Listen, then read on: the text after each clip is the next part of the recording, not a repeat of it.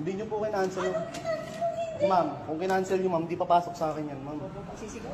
Hindi ako sumisigaw, ma'am. Dahan-dahan ka. Nagpapaliwanag lang ako, ma'am. Magdahan-dahan ka. Ako pa magdadahan-dahan, ma'am. Ako pa magdadahan-dahan, ma'am.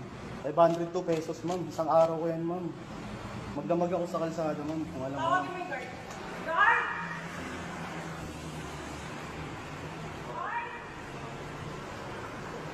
Ha?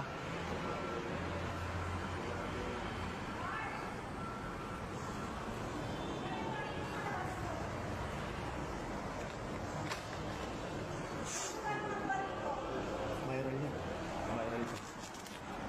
Halika, pulutan mo ng baril to kung kinakailangan. Hindi ko mabayaran yan. Halika, haglag ka rin mo to. Nag-cancel ako kanina. Sige, ma'am. Bravo, Mike.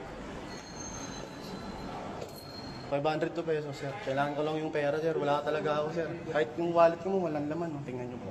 Wala akong magagawa. Order nyo po ito, ma'am. Eh.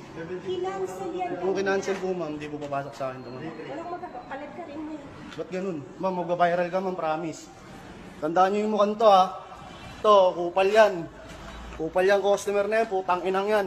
Kupal. Lul, kupal. Tang ina mo. Huwag nga po kayo magmakasagot. Bakit, sir? Tang ina pera yan, sir, oh. Oo,